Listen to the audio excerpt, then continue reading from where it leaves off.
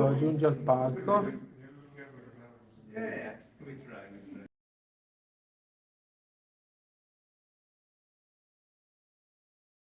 No, però comunque non mi stai tenendo io un pezzo di testa, lei. Per quello che sto cercando di capire. Certo, così te lo vedi lì e lo... Ti aiuta, ti dà fastidio sempre su StreamYard? No, non mi fa bene niente, non ho nessun problema.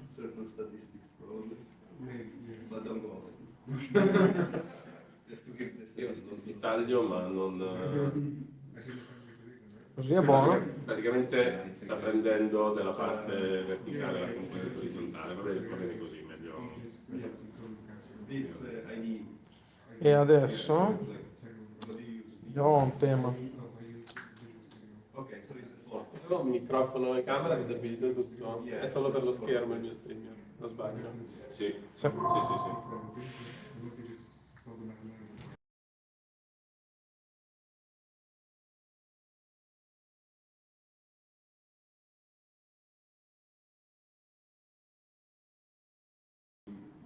Questo, che però vedi che è così.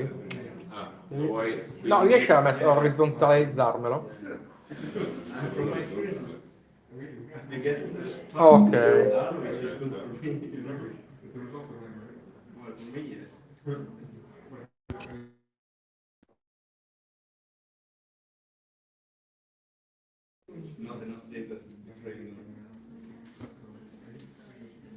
Va bene.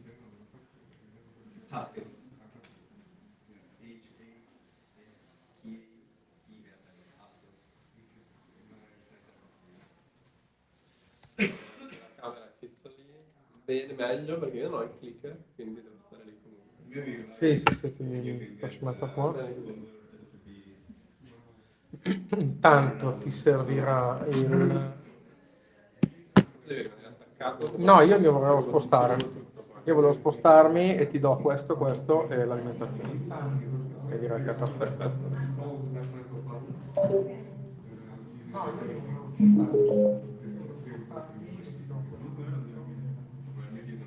Che ha il Perfetto. suo...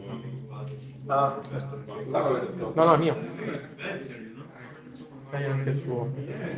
Stacco tutto l'audio.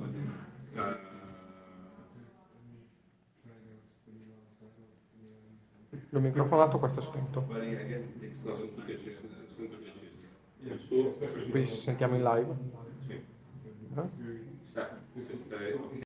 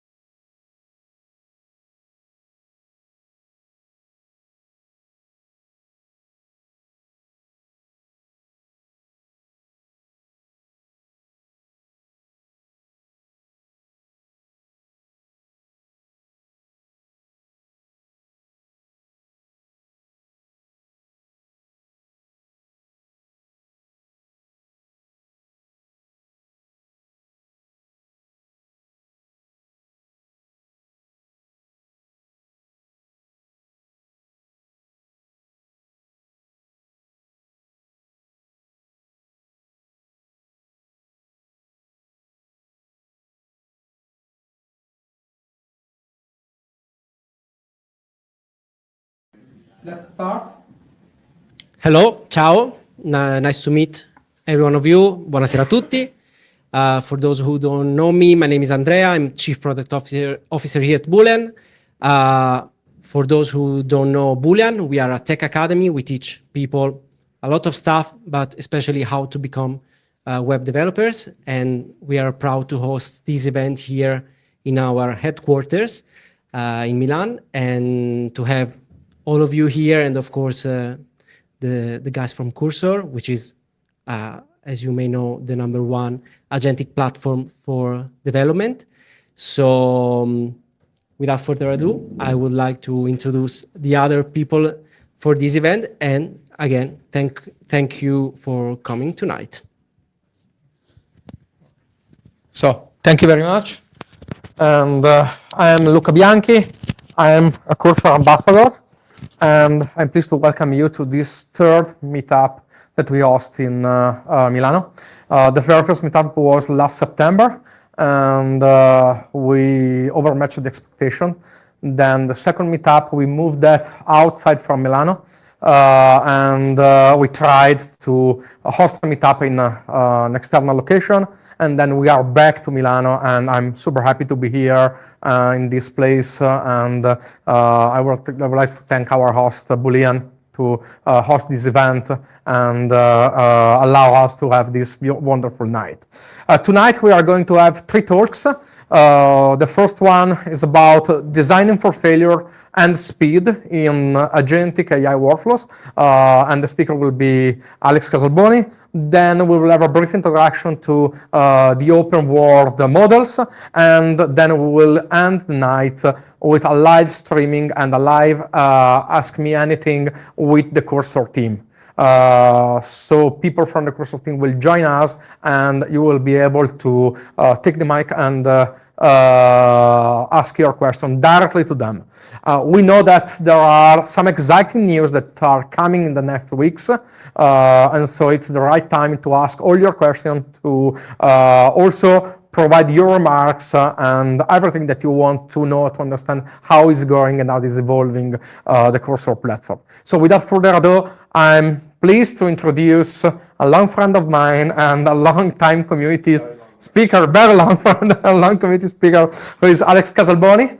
And Alex, the stage is yours.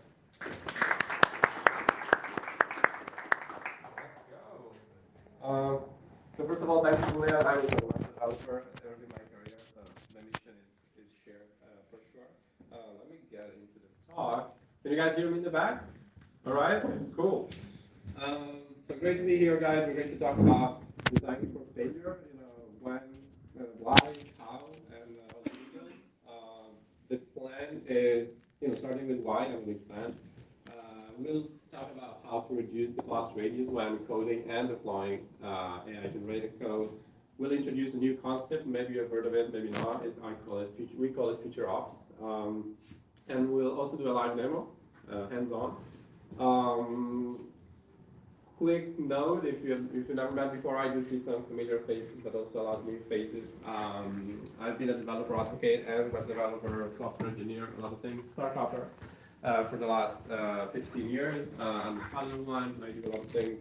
Maybe you've heard of some of these companies I spent my career at, like AWS, and today I'm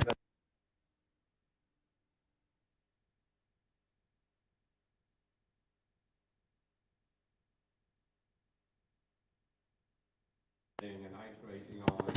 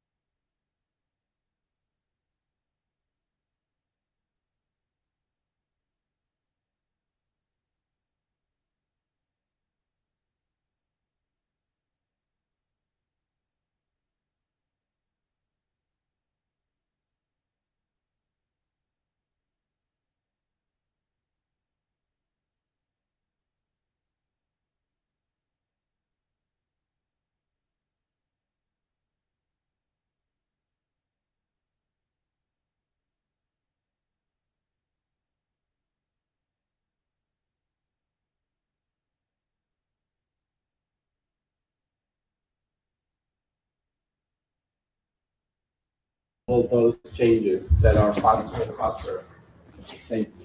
All right. And again, 0 users, 0 problems. If you have more than 0 users, especially if they're paying to use your product, this can become quite a problem. We see this every day. We tend to work with medium to large companies, which 1 minute of downtime could be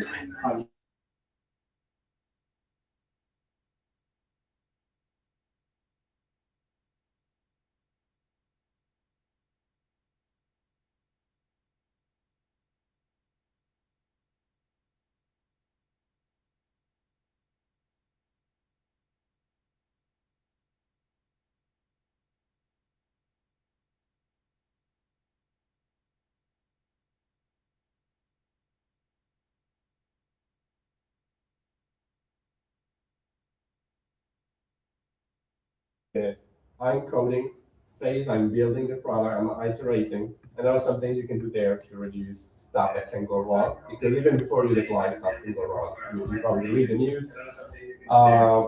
And then there is everything that happens after you deploy.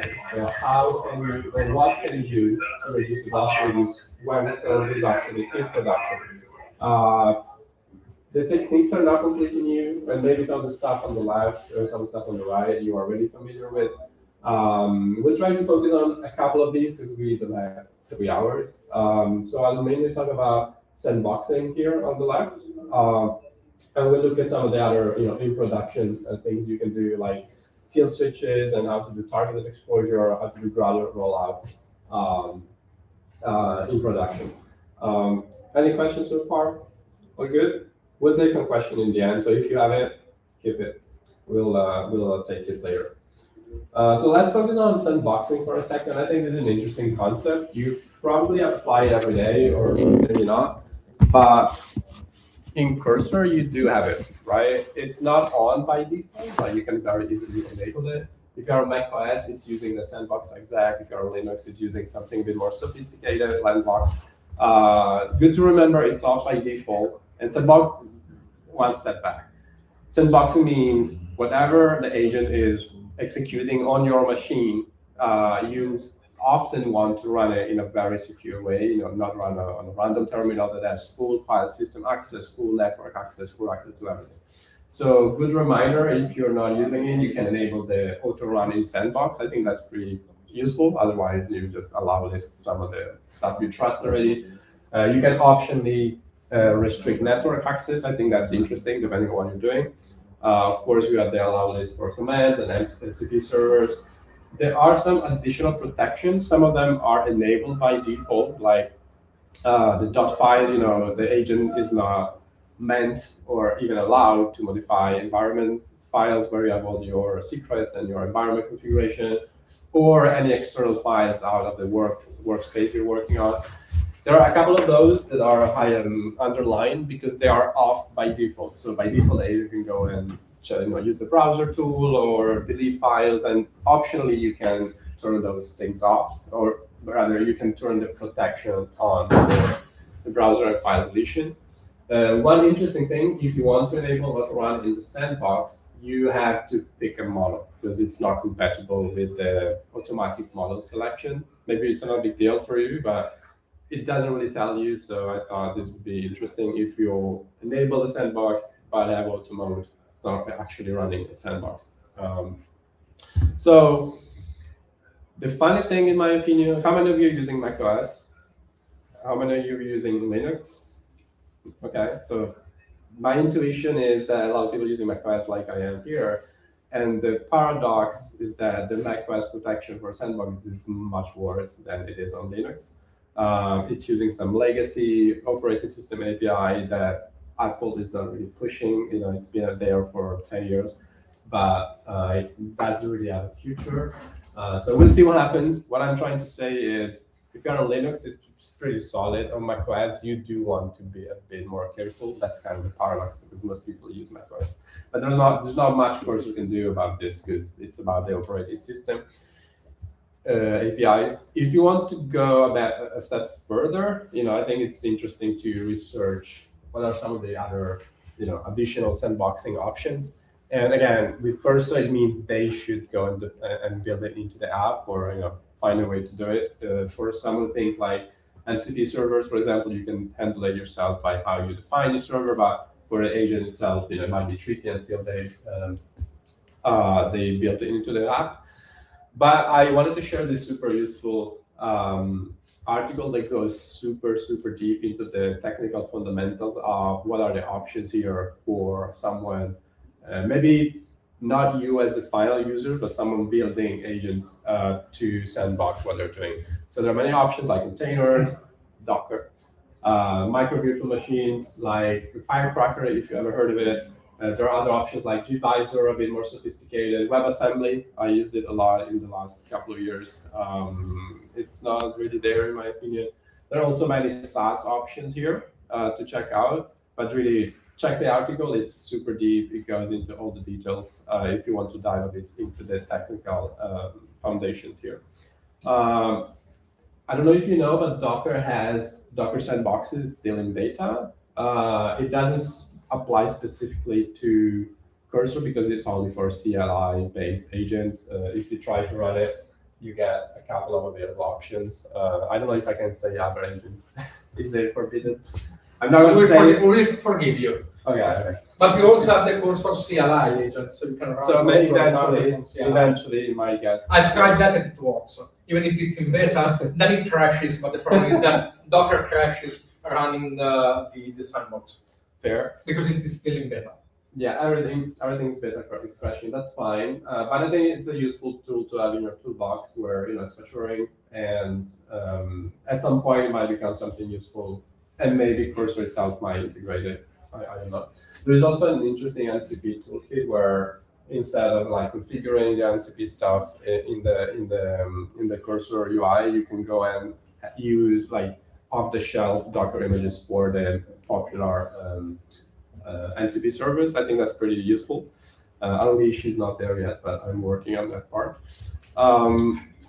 So based on my research so far, my result is that if you really don't want to mess with agents, killing your file system locally, or doing things you don't really want to happen on your local machine, the safest option is just use a web interface and let it run somewhere in the cloud, so it's on your machine, right? It may not work for everything, but it does give you, the ability to give the agent access to GitHub, to give instructions, to review a pull request later. I think that's an interesting flow that a lot of engineers are finding useful. I myself used it in the last month.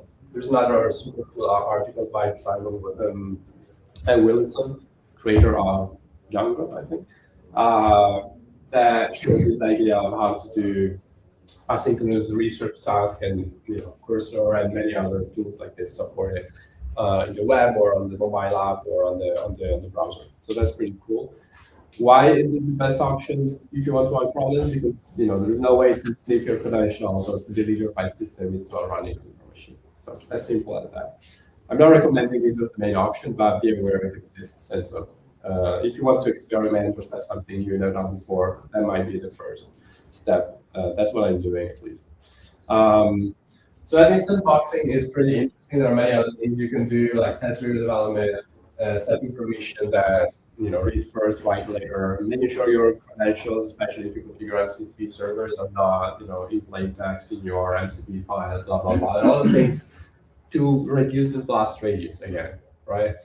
But in my opinion, the fun part is after you're done and you push stuff to production and you have actual users, that's where if something really blows up, you are having issues with user experience, with paying customers.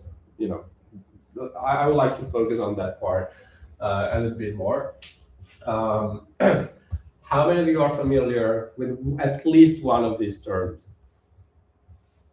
Okay, cool. So I'm in a good place.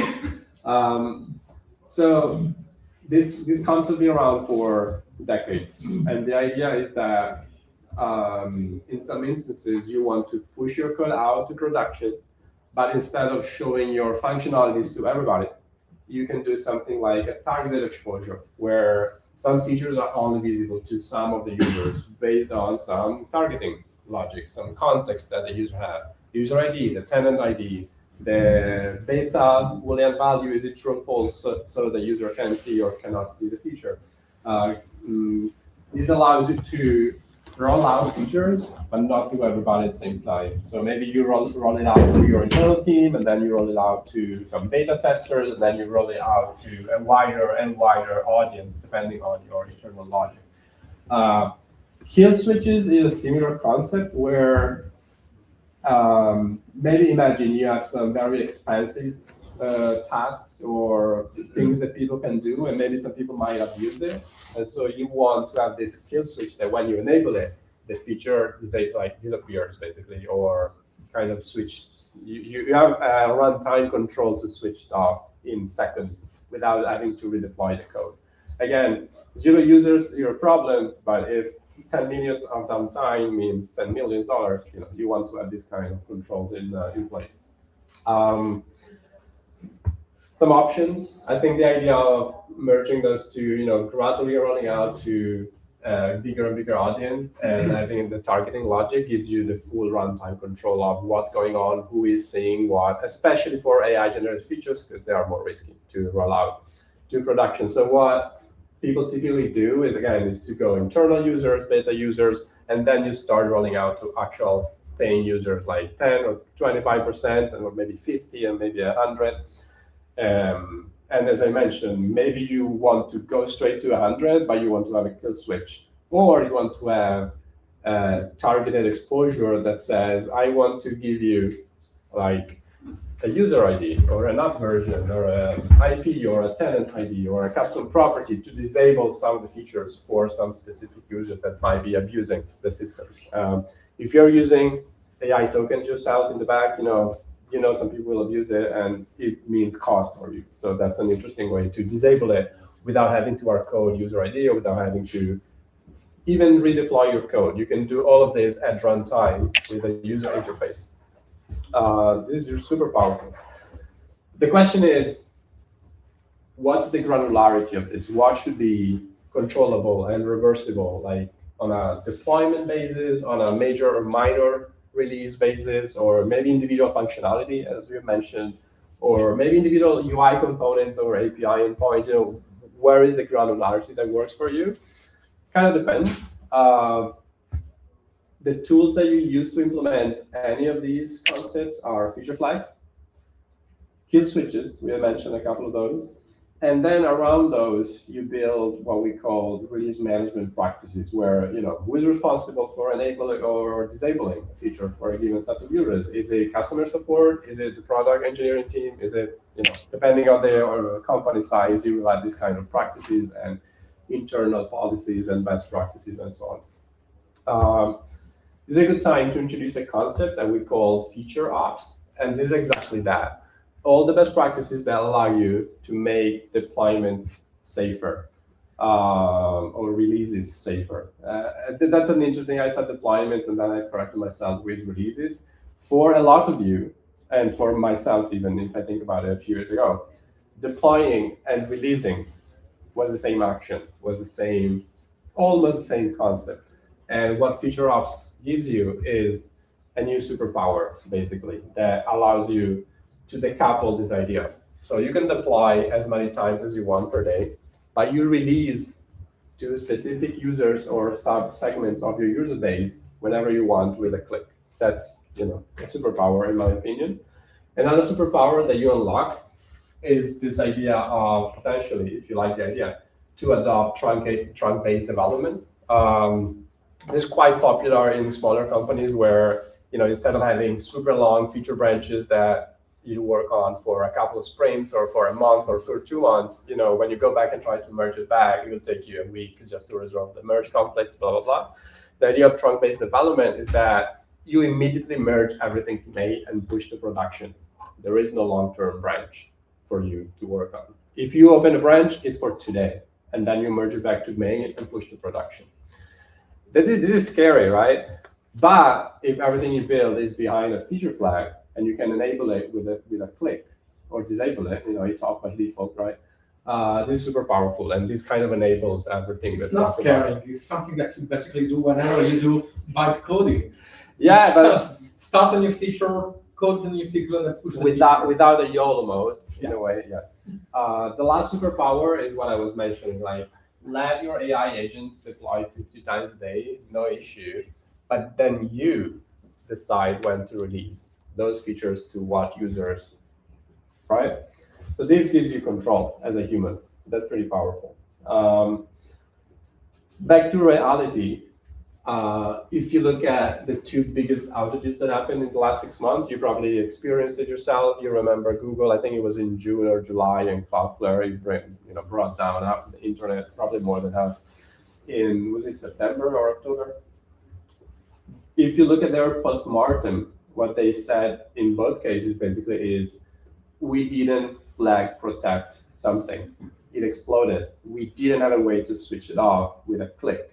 So it kind of became global, and we didn't have a way to control it. Cloudflare said something similar, where they can have a quick kill switch to, I think it was some analytical pipeline, blah, blah, blah. Look at the postmortem, it's super fun.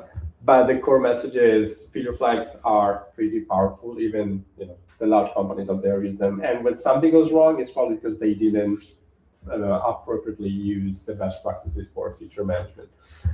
So the ultimate result is that you have this human dashboard where you control who sees what features are enabled in which environment. Is it development? Is it staging? Is it production?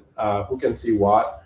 What's the activation strategy? What's the segmentation? What are the constraints that you are applying to your targeted rollouts, and so on?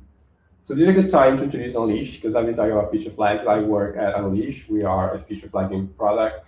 It's pretty cool because it's open source. Check it out on GitHub. It has over 13,000 stars. It's pretty mature.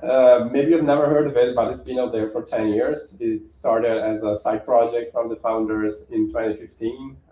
It then became commercial in 2019. It's used today by hundreds of thousands of developers. So it's pretty popular, more in the enterprise, if I have to be honest. So if you haven't heard of it, maybe you don't work in an enterprise company, that's fine. I'm pretty proud. It's made in Europe. We have a lot of customers everywhere in the world, but it's made in Norway. But we are now fully distributed across the world. And it's very much privacy first, I like to say, because it's open source. You can self-host it yourself, or you can use the SaaS version, the managed cloud version. Of course, it scales to global organization with tens of thousands of developers and customers and so on. And you're probably using Unleash today already, because maybe you know some of these companies. Do you use Docker? Do you use 1Password? Do you use Vodafone? I don't know, Samsung, anybody? Like, all these companies have Unleash as part of their feature management practice. So they enable and disable features. They've been using Unleash for years. And some of the companies I can't put on a slide, but are still pretty cool, like, I don't know, Nintendo, and a couple more that I'm forgetting right now. So pretty cool. The mission is simple. We want to make your life as developers easier. But so far, you've learned a lot of concepts. I told you a lot of things about how to use feature flags, but how are we actually making that simpler for you? Because it sounds like a lot of work that you need to do in addition to what you're doing. Good news is you can automate all this stuff because you have an MCP server, right? How many of you have used an MCP server in the last 6 months? At least one of these, I guess, right? There are a lot of MCP servers out there. Keep your hand up if you've used at least, I don't know, 5 of these in the last 6 months. Can you spot 5 that you have used? I see a couple hands. Cool. There are a lot of MCP servers for development and for cloud stuff and for observability. I think it's useful if you categorize them. I like to create a mental map of things. So like on the top left, you have the issue task management. You have the observability CI/CD. On the bottom left, you have databases and data platforms. In the top right, you have the cloud and the deployment infrastructure on the bottom right. To be honest, my favorite group is the stuff here at the center. This is stuff that helps you write better code. Docker, Postman, Chrome tools, the Chrome development tools is pretty cool. It will go and debug and inspect the Chrome browser. It's pretty fun to use if you've never used it. But anyway, there are a lot of MCP servers out there. Unleash is one of those, and I wanted to tell you a bit more about how can you do all of this stuff automatically, so you have to think about it, because otherwise, who cares? A couple of interesting fun facts about the MCP server. It's, of course, on GitHub, it starts with, I think what is interesting here is that it's not just an API wrapper. Most MCP servers that I see are just kind of one-to-one mappings of the APIs. Only half of the tools you will find on the MCP server are actually mapping to some action or API. The others are basically deep guidance for the agent to know what to do based on the language, on the framework, on the best on the practices that you have in your existing code base, and so on. You can automate and kind of work in conjunction with the cursor rules, where you kind of always say something like, whenever you do a major feature, make sure to use the unleash MCP server and wrap everything in a feature flag and create the flag automatically. Done. You can push that to production and the feature is off by default, blah, blah, blah. So that's what we're going to do by doing anything. There are 4 core workflows that MCP allows you to do. You can evaluate the change, either something that's going to happen or something that you already built, and you can evaluate whether that change is worth being feature flagged or not. Depending on different risk assessment, let's call it enterprise language here. But the idea is it a hot fix? Is it a little styling change, or is it a major feature that could be on or off? Oh, I missed a typo here. Let's fix it live. Done. So there is a detect flag that maybe you already have feature flags in your code base, and there is an opportunity to reuse instead of creating too many that are too hard to control. And then it would go and create feature flags automatically. It will automatically wrap the code and apply the best practices for the language, for the framework, and for the integration patterns that you already have in the code base. So I think it's pretty powerful and fun to use, because you don't really have to think about all this complexity yourself. Let's take a look at what it looks like in practice. There is a GitHub repo that has the initial code if you want to play with it yourself. But I'm going to run it for you in here. So let me run the app. It's a simple front-end application. There's a backend too, but we don't really need it. Let me zoom in and go full screen maybe. Let's do this. All right. So here are a simple page. There are 3 or 4 different pages here. Each one is showing you a specific feature flag use case, like a UI component or a kill switch. Or by the way, you can do A/B testing with feature flags too, because instead of a true/false value, you can return A, B, or C, or different values as well. But that's not the topic for tonight, so I want to get to the fun stuff. What we want to do, for example, here is to create a new use case, right? And we want to put that case in top menu behind feature flags, so only people that are allowed or allow listed to see it will see it. So let's switch to cursor. It's a simple Angular application. Why is it Angular in Java? Because the customer asked me to have an Angular Java app. I'm not a big fan myself, but it was fun to build. I built it last month. So it has only a couple of routes and a couple of, let me show you the structure. It's like front-end folder with some components, some configuration. And of course, I have the MCP server. Let me show you that. And I can show you the config, because there are no credentials in this file, right? We talk about don't put your credentials in this file. Always link to something out of the workspace so you control it. And you can show on stage if you need, without sharing credentials. So what I want to do is to add something new, special for tonight here. And because, again, I'm under painkillers, I prepared a prompt, because I don't want you to suffer with me in the prompt engineering phase. So what I'm going to ask is, hey, let's plan something new. It's a new use case. We want to call it course Meetup. It's a new critical functionality because we want it to be important, right? Otherwise, maybe it wouldn't feature flag it. And then I just say what I want to do when it's active or when it's not active, blah, blah. And then I say, this is actually not needed because I now also have a cursor rule. Let me show that to you that says, um, hey, follow the best practices, every new feature, make sure to use the MCP server to verify if it needs a flag, and also use it to do all the fun things that you can do to automate the feature ops practices here.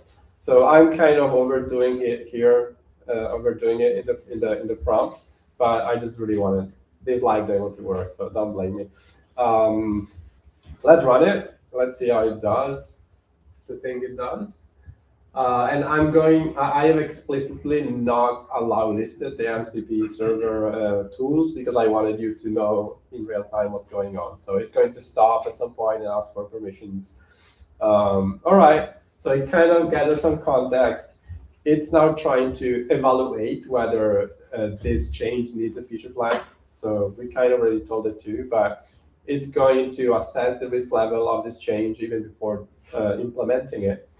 It kind of understood it needs it, and now it's running the detect flag to see if there's any existing flag in the code that we could reuse. I can tell you there is none, but it's going to do it anyway because it's part of the guidance that the MCP server is providing. There we go. In a second, we should have the final outcome of yes, we need the flag. No, we can't reuse any existing flag. Here we go. It's a structured JSON that says, yes, you need it. This is a new feature. We need to create a new flag.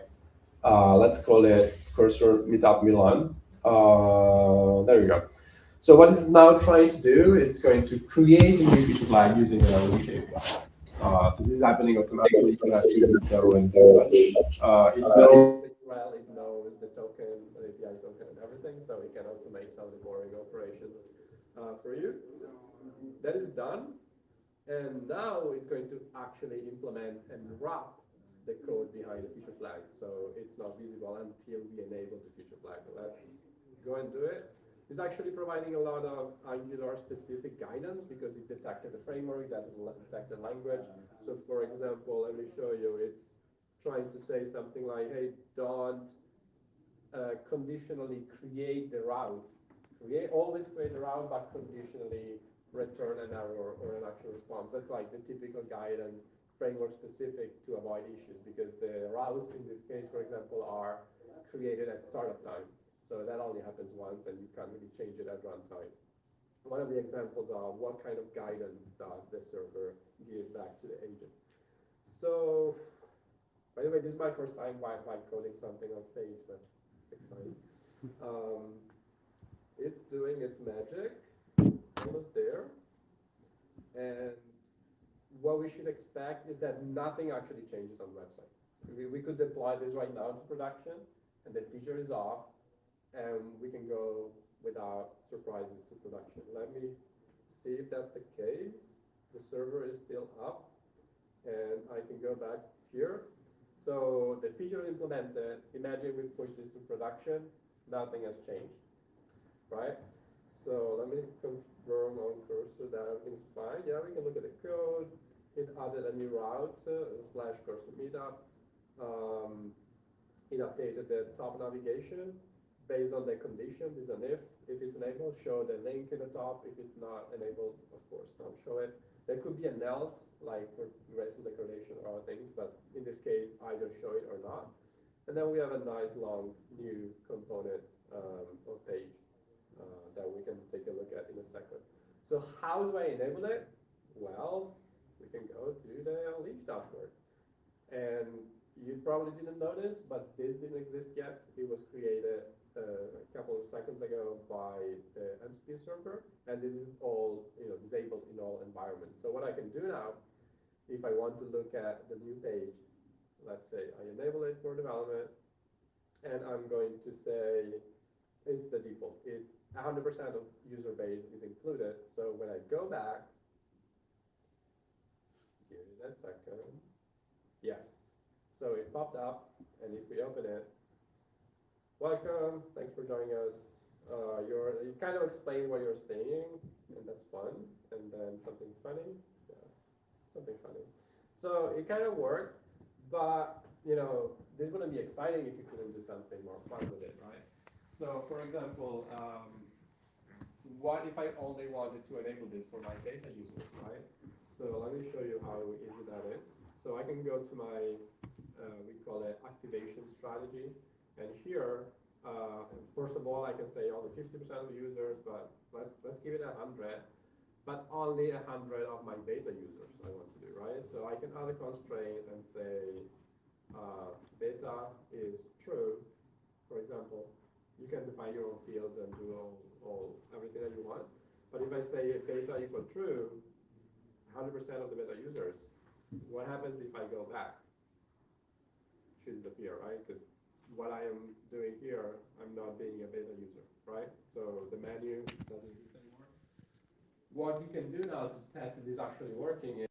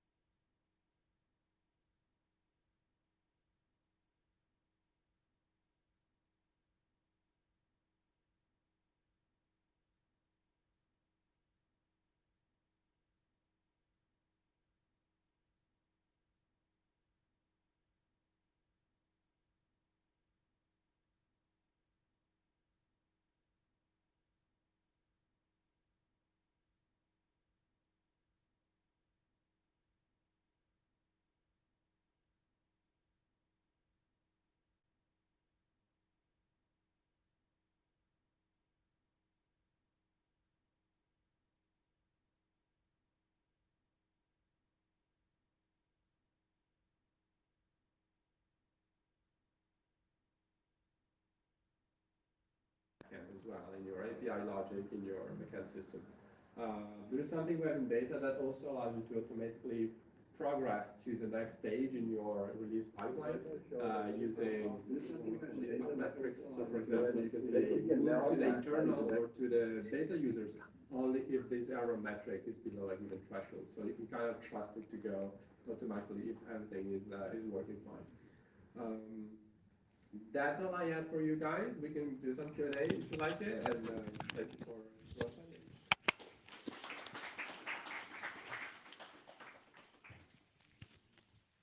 Do we have any questions? Maybe we'll figure out how to get a mic on here.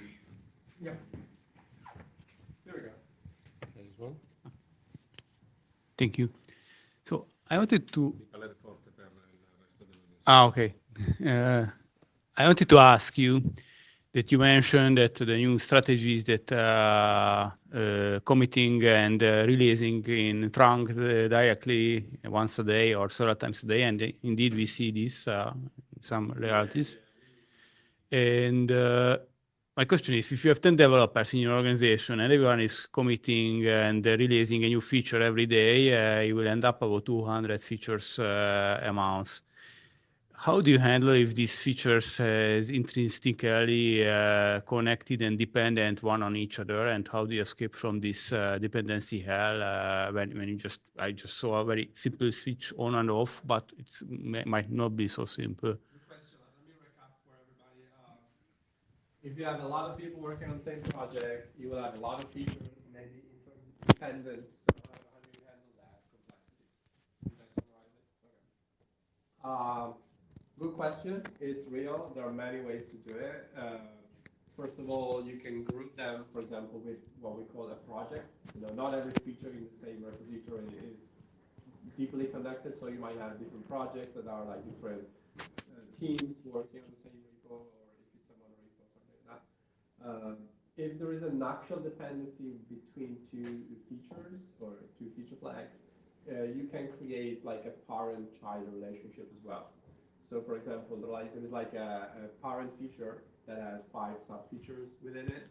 And so you can say when the parent feature is off, everything's off. For the sub-features to be on, the parent needs to be on as well. Like you have this ability to control and manage some of that complexity, so you'll have to like click as fast as possible to make sure it's not breaking. And another thing that is really valuable in that case is how do you test all the possible combinations of those features. And so that the toolbar in browser that I showed you is a nice way to do it. So you don't have to push that to production. You can actually do all of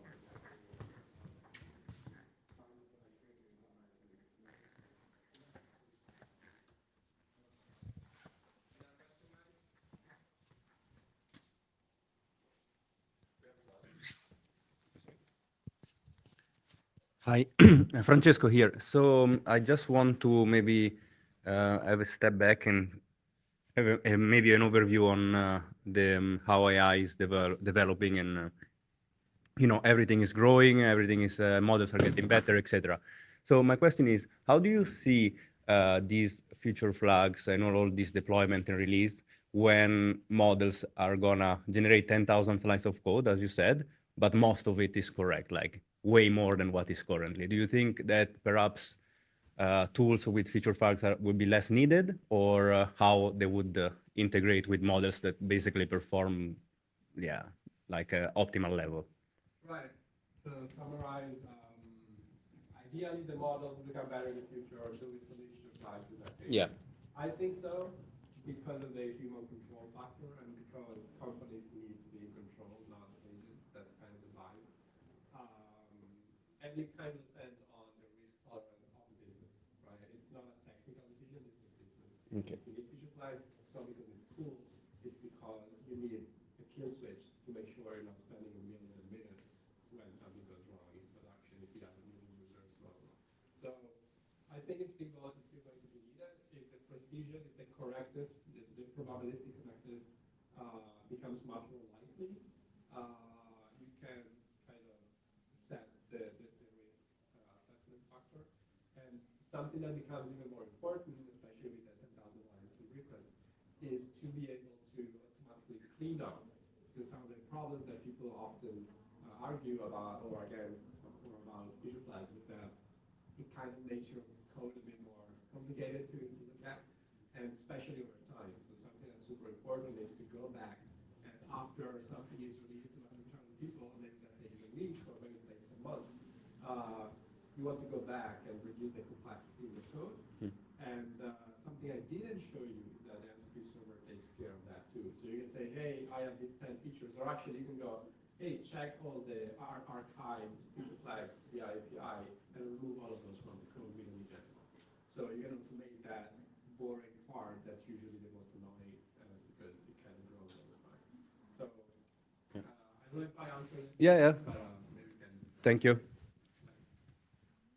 Any other questions? We have one here. Yeah, just regarding this same arguments, what you were saying about feature flags and kill switches is kind of the same, but also different. As in, you want a feature flag when you're releasing something, it's new, it's not being used yet, but you want kill switches to last.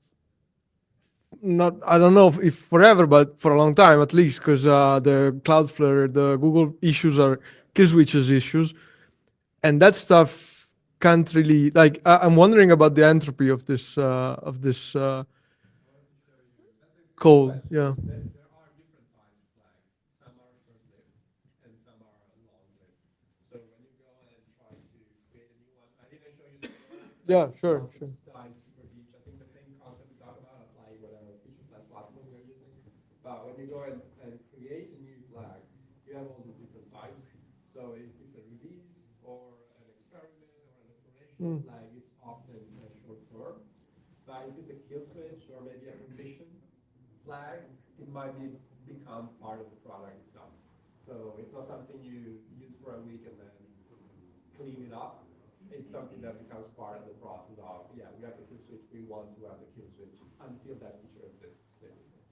And do you see these in reality, like in enterprises and stuff, being developed at the same time as the feature flags, or is it another stage of the development? Like I turning the feature flag into a kill switch, modifying the way it behaves and everything, simplifying maybe. What we see is that there are companies that have internal mandates. If you don't have a kill switch or you don't have a feature flag, this thing doesn't go to production at all. So it's part of the internal processes. And if you are a 20,000 people company, there's a lot of bureaucracy Yeah. and politics and blah, blah, blah. If you are a 50 people company, this is less complicated to handle, of course, and everything can be done by 2 or 3 people. But I think this is empowering, like that you are a product manager and you handle the roadmap and you handle customer feedback and you handle who can see what and beta testers and blah, blah, blah. And this doesn't need to be used by an engineer necessarily, it can be used by a product manager. In big enterprises, you have the figure of release managers, people whose only job is to handle feature flags and to release stuff to users at the right time, in the right place. Imagine you have a global business with different regulations in every country, and you have different laws and stuff that you need to, like, it can get really complex really fast in a big enterprise. So yeah, I think it's important to have a tool that make it simple, make it automatable, and in this kind of way. Cool, thanks. Thanks. Yeah, one thing that I like very much about the concept of feature flag and the way that you integrated that is that it's possible to integrate that in your release pipeline. So it is not an extra effort. Something that we have been facing when we were trying to use feature flags to enable or disable feature in production was some refrain from the team that says, okay, just enabling feature flags or integrating feature flags requires time. It needs to be tested, it needs to be blah, blah, blah. And that was a showstopper or something that was slowing down. Paradoxically, it was slowing down the release cycle. Then being able to integrate that as an agent or as a rule within Cursor or within your preferred IDE, it is something that makes that straightforward. So you don't even figure out that you are releasing under feature, apart from the fact that maybe you want to tell, okay, this is something that I want to switch on or off or put under a kill switch, but it's not an extra effort for your team. And it's something that could, even on a perspective of personal or small team point of view, it is something that could speed up the adoption and also the release cycles. Absolutely. And you don't need to have 1,000 feature flags with 100 projects and people fully employed to manage those. You can run a 20,000 people company. It can be as simple or as complex as you need. Thank you, Luca. Thank you very much. Thank you, Alex. And Okay.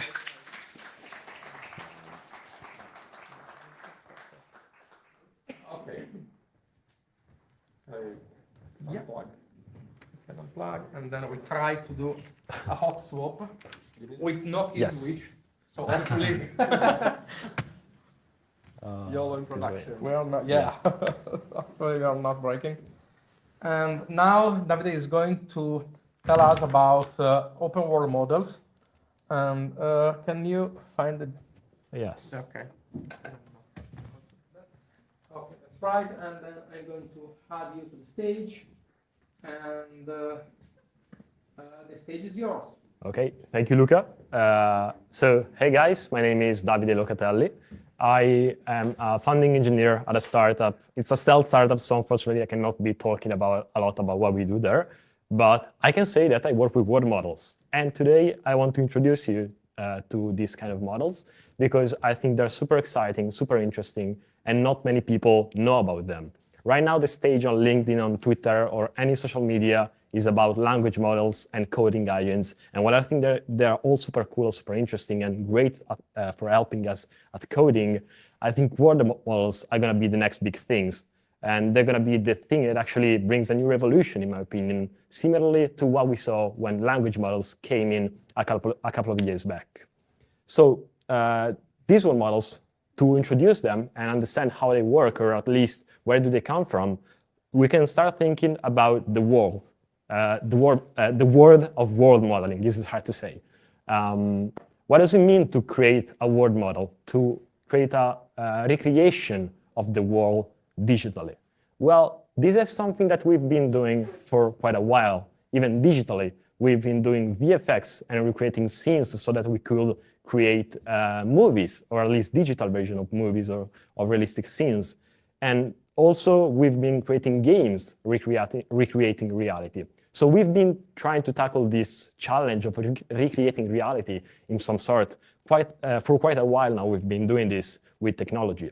But now AI has started coming into the game, and it has started actually being important in this whole field. And I want to now follow the path about how we've been doing world modeling, so doing 3D reconstruction and also recreation of the world through AI. So one of the first approaches that was made was using NERF, which is not the gun toy, but it's neural radiance fields.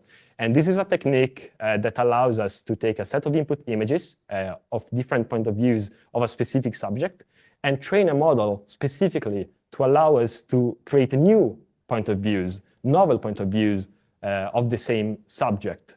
And this was great. It allowed us to create completely new scenes and completely new versions of a defined object.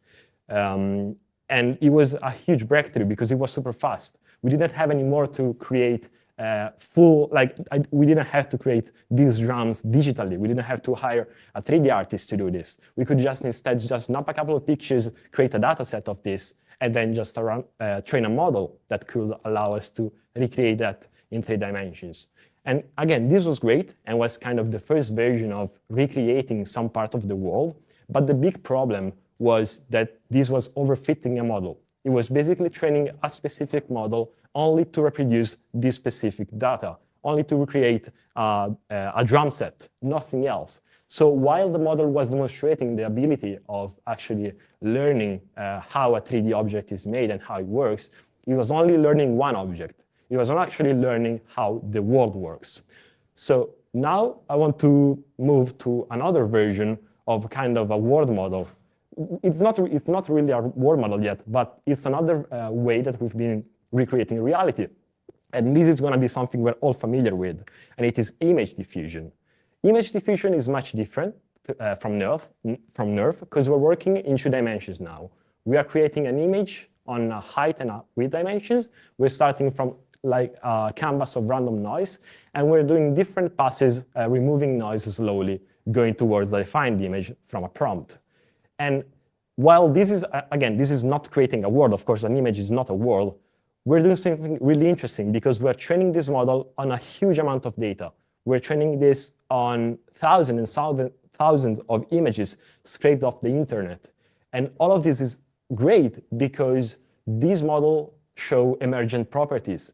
They show an understanding of the world that is unmatched because they understand, for example, that if we ask it to, for example, draw some water, it understands that the water, for example, is blue without us having to explicitly tell to the model, hey, make the blue water. So it's understanding the correlation between features of reality.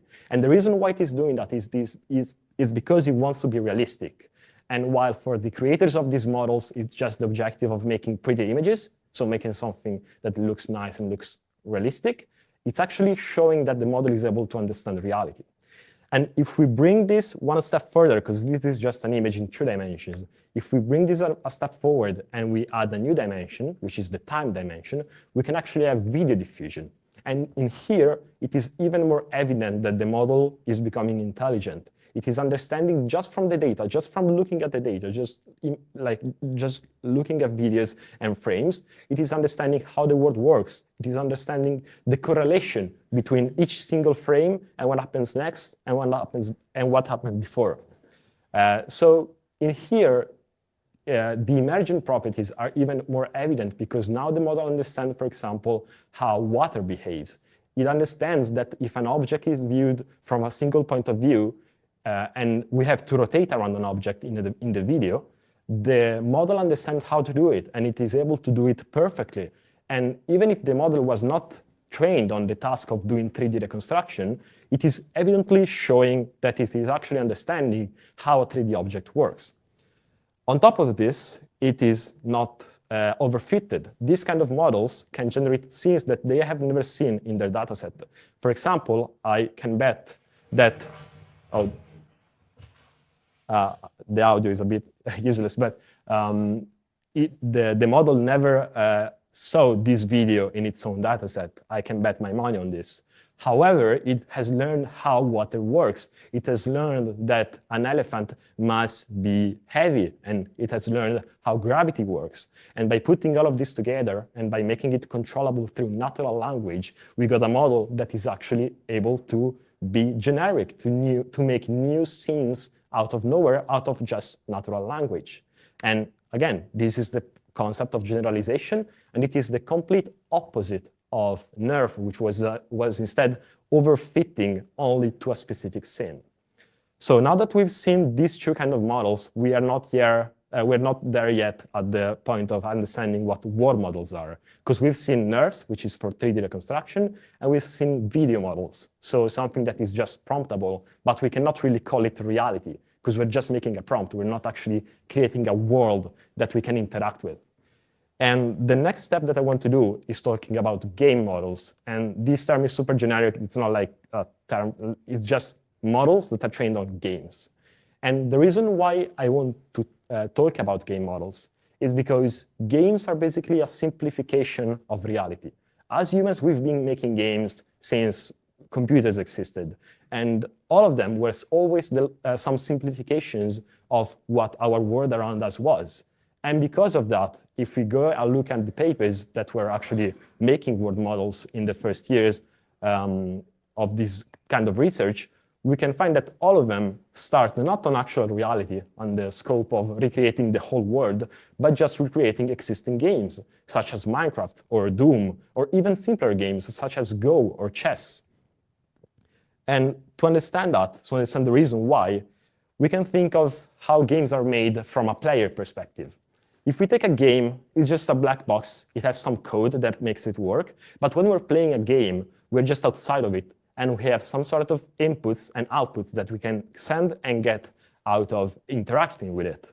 The inputs, for example, is the controller that we can play with, and we can press buttons, send out commands, and all of that. The output is basically the state of the game, and our interaction of the game is evolving just by us sending inputs and seeing the update in the state. And for simpler, this is not just for video games, by the way. For example, chess can be represented this way because the inputs are just the set of moves that we can do on the board, while the state is the configuration of the pieces that are simply on the board as well. But for video games, which is interesting, the state is the screen. And I'm taking as an example here Mario Kart, which is one of my favorite games. But the screen, whatever we see on the screen as an image, like as a frame, that is the state of the game. And when we play such games, we're interacting with them in real time. We're sending inputs. For example, we're steering the character, and we're seeing in real time the feedback, and we're correcting, we're taking turns, and all that stuff. So why this is interesting? Because now, if we take a game such as Mario Kart, which is a completely emulatable game, and we put a model inside of it, and we make the model send inputs to the game and read the state. And by reading the state, I'm talking about just looking at the image that the model outputs. I'm not talking about reading the memory. When we play games ourselves, we're not reading the memory of the game. Like, we're not reading the bytes in the memory. We're just seeing the frame that the game outputs, and we're reacting to that.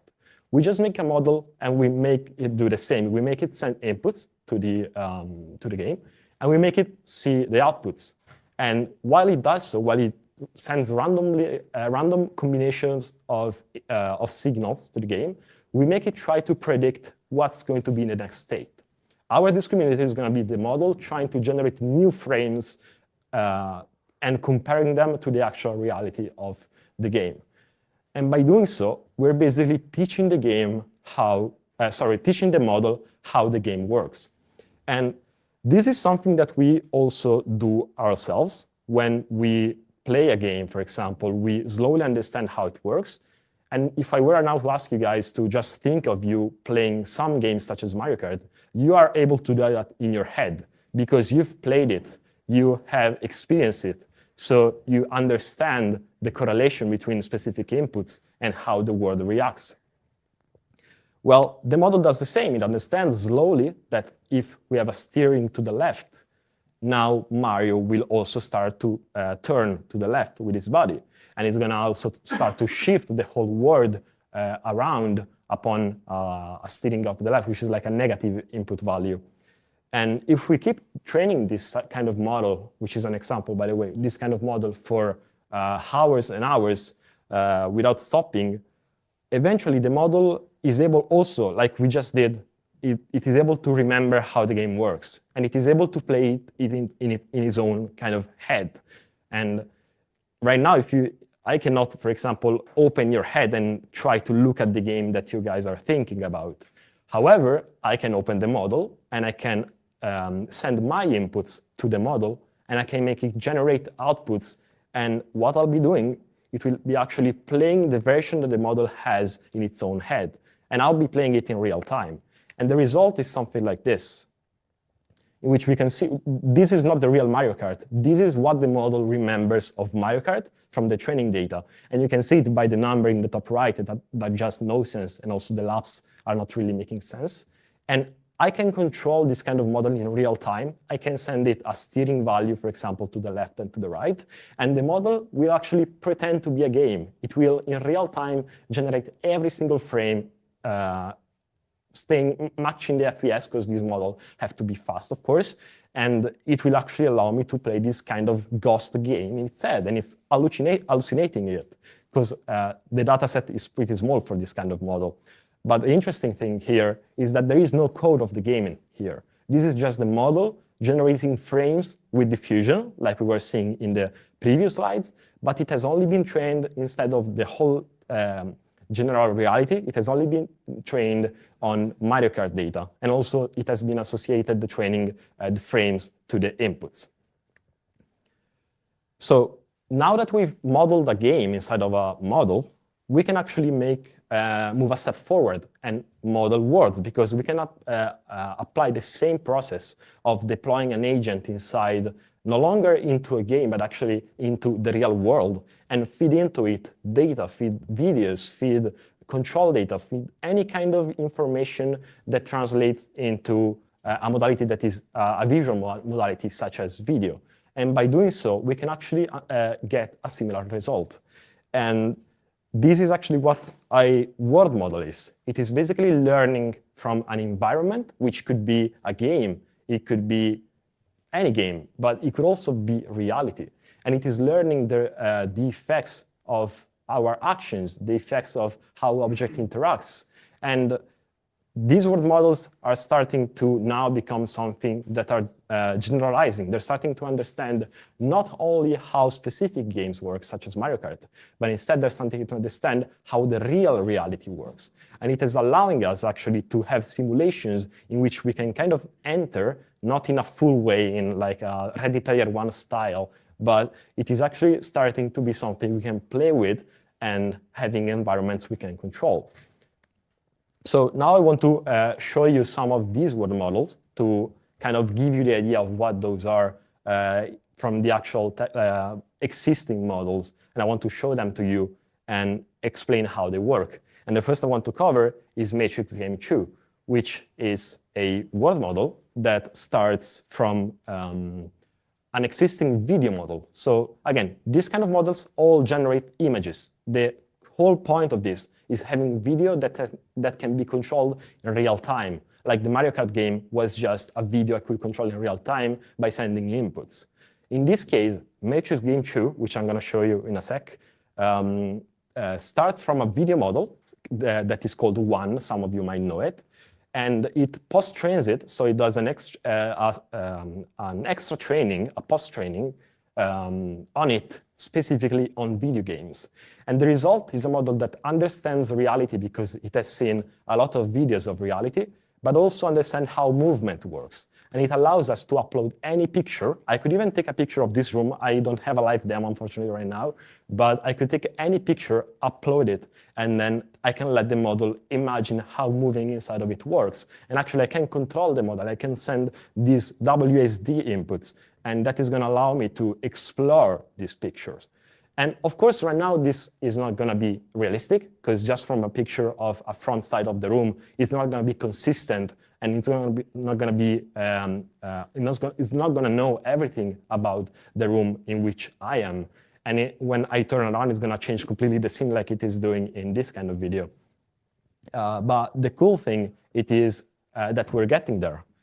And talking about memory, which is a big problem for these kind of models, because memory is hard. How do we teach this model memory? Especially when the clips that we have from the data sets are all short clips or just images. How do we make them learn the memory? And there is a model called Marble that claims to solve this by using Gaussian plots. And I'm not super believing in these kind of methods, because with this kind of technique, we're taking a picture, and again, we're generating a 3D world, a 3D model of the world starting from this picture. And while this is great, because the world that we get is super consistent, super realistic, we can walk around it, it seems like. The problem is that we cannot interact. The model hasn't really learned how reality works. It hasn't really learned how interacting with things work. So if I wanted, for example, to affect the environment like I could do in the real world, I would not be able to do it, because the model is just a static representation of a 3D scene. And of course, the scene started from an image that I took, but it's still static. The model doesn't allow me to actually interact with the world that is around. And how do we solve this? This is a big problem. I don't have the answer to this, but the direction for research has been, and this is how basically the Marble model works. They take an image, they make a 3D model out of it, and then they make you move a camera inside of it, basically.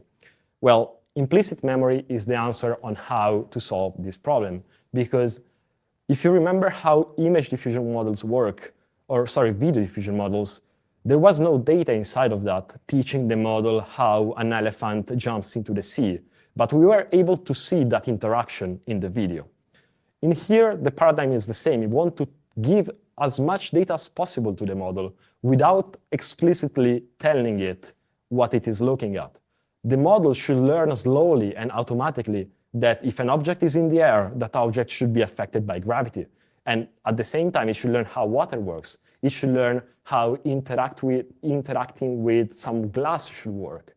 And it should allow us to have any kind of interaction with the world that it is simulating without any constraint.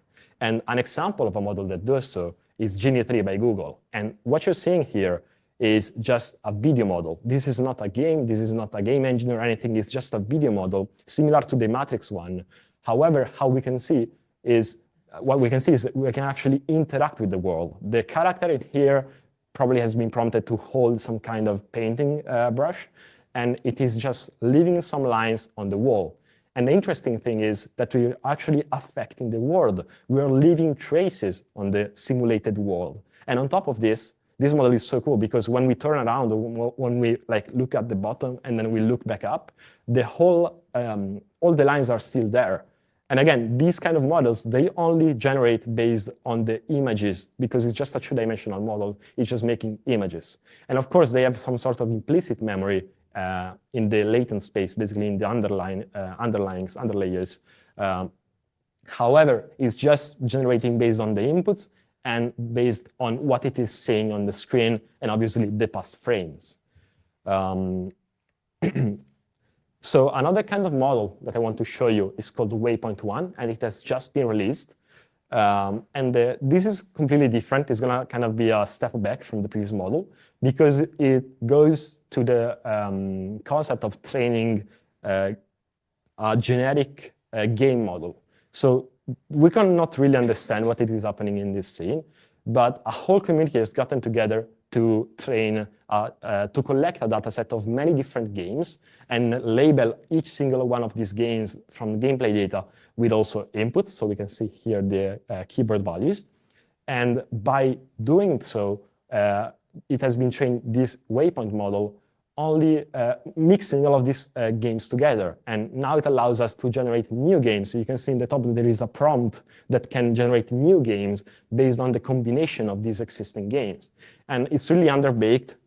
It's like a really small model, actually. This runs in real time on consumer hardware. So there's not, like the Google one, you need a full data center to run it. And this one runs on consumer hardware at hundreds of FPS. So the goal for this is to be accessible by community, and everyone can contribute. This model is open source.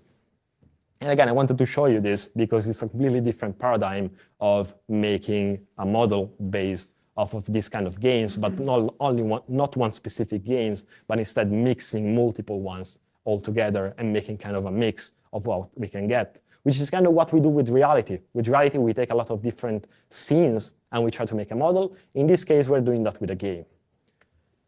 So this is the definition of a world model, of the definitive world model, and it has to be realistic. By that, I mean that it has to match what it has been trained on. And it could be trained on reality, but like we just saw, it could be trained on games, and it has to match what it has been trained on in the environment. It has to be controllable because we need to be able to not just prompt like a video model and see what happens, but instead we want to be able to send inputs, interact, have any sort of freedom in our hands to interact. It has to be consistent because when we turn around, we don't want the whole world to collapse, but instead we want to have consistency. Actually, when we affect the world, the simulated world, we want to be able to maintain the same to maintain this kind of consistency. It has to be real time because these models can be really, really heavy, but they also need to be really, really fast because, of course, a simulated world needs to run in real time, kind of a game. We don't really want to play games that have low FPS. It has to be promptable, and this is really important because we don't want to only simulate a specific world. We need also to be able to create new worlds that we've never seen. And the best way to create new creative worlds is through natural language. So this promptable point is really important because that's actually what distinguishes a model that can actually generalize from a 3D model that we can just create from some images. And last but not least, it has to be infinite. So it doesn't have to have any fixed length. For example, with video model, we can only make videos of up to 8 seconds. And the world model, the ideal world model needs to run infinitely because, I mean, a simulation should not have an end. It should not have an horizon. It should endlessly generate because we should be in some sort of simulated world. And I want to show you my favorite model right now, which is Runway General World Model. That's the name, GWM. And this is not released. This is something that they previewed. But in here, we can see a video, but we can actually control this kind of video, and we can enter any kind of dimension. We can enter the ancient Greece, and we can start from any image and explore, move around, interact. And because this kind of model has been trained on videos from anywhere, any kind of videos of reality, it understands how reality behaves. And so it understands, for example, that we must fall through the sky for skydiving and all this kind of stuff. And this leads to so many possible applications in the entertainment world because we're starting to see how we can make, for example, movies interactive. We can make games that you can shape with your own text and with your own prompts. So, and other than just generating these scenes, you can actually enter and act inside of them and actually be the main character in this kind of models. And let's see. Yeah, so now that we've seen this kind of models and what they are, sorry? Yes. Now that we've seen what these models are and how they work, we can think of applications because entertainment is cool, but we want to actually make some kind of useful thing for the world with this. And if you ask me, the way that these kind of models can be used for applications is through robotics, because we now have a model that is able to simulate reality. And what we can do now is deploy a robot inside of these kind of models and make it interact with them. For example, Tesla is already doing this to evaluate how good their self-driving capabilities are. They don't want to send rogue cars around the streets, but instead they can just deploy their policies, their robotics policies, into this kind of recreated worlds. And because these worlds are super realistic, because they've been trained just on video of driving data, they can actually get an evaluation of how good how good the self-driving is doing. And actually, if the car was to, for example, crash, it will not be a problem because it is all happening inside of the simulation. And this simulation doesn't have to be created by hand through 3D reconstruction or by making 3D models. It's all coming from these kind of models that can recreate reality. Another example of models that are doing this is 1X. This is a company that does robots, and they're starting to use their own world model to actually train these robots for houses or for any manual labor. So instead of training these robots in risky environments where maybe this super expensive hardware could break, they just deploy the mind of the robot, the policy inside of these fake models. And by doing that, they make it learn, they can evaluate and train the policy to become better and better. And again, these models are perfect representation, not perfect, but they're starting to be perfect representations of reality.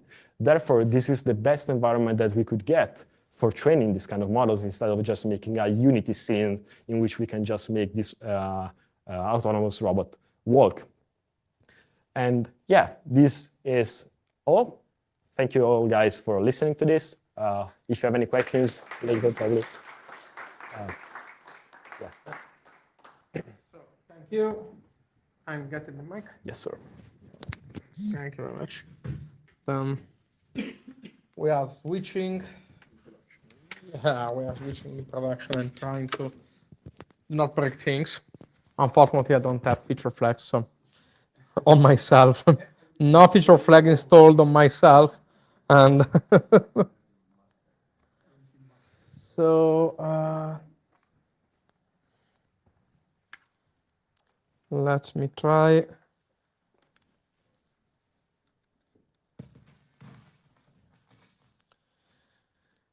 Okay. Can you hear us? Hello. Yes, I can hear. You guys can hear me?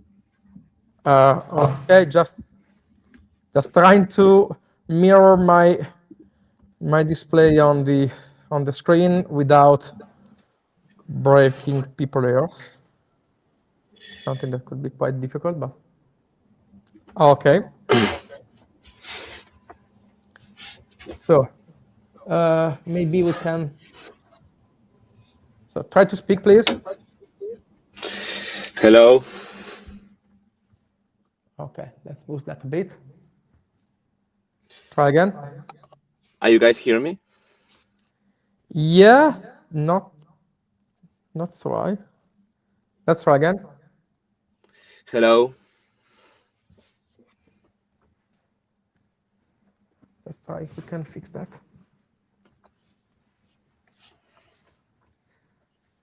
Okay, maximum power.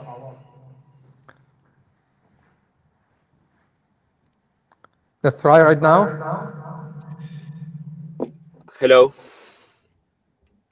Okay, it's still low. It works well when I speak, but not when you talk. Just 1 second. Okay, let's try again. Hello.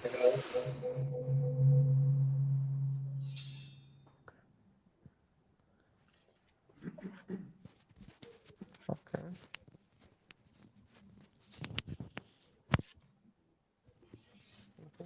Can we try?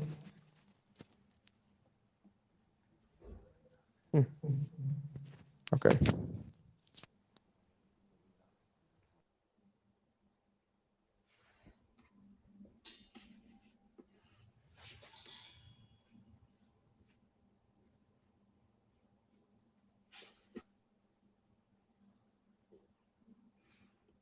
I actually can't hear you guys.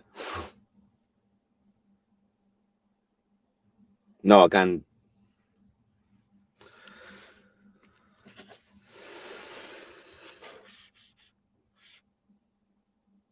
This way.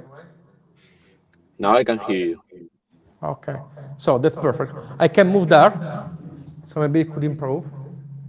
Not too much, definitely not. Okay, so this session is for the AMA. So if anyone has questions, it's the time to ask them to him. And I will ask you, we can ask you to introduce yourself and what you do at Cursor and what kind of wonderful things you are doing. So first of all, thank you for joining us today. Yeah, of course, absolutely. Well, for those who don't know me, my name is Juan. I work in the engineering department in Cursor. I started working about a year ago. Uh, so back then we were like 30 people, and now we are reaching 300, I believe. So yeah, it's been a long ride. I work in the engineering department as a QA engineer. So basically, my responsibility is to make sure that Cursor is bug free and we avoid merging regressions into our product. And that basically has three parts, right? So the first part is testing the latest features manually. So making sure that they're ready for production manually. The second one is building smoke tests for our for our pipeline. So I build playwright scripts that run on our CI. I make sure that devs do not merge bugs to our main code. And lastly, I also do some product engineering. So this means like bug fixes mainly. Um, though in this area, I'm a bit less protagonistic, let's say. But yeah, that's also part of my job. And yeah, excited to be here and excited to hear your questions, guys. Okay. So I will start with the very first question. Maybe I can try to move that. I don't know if it's going better. No.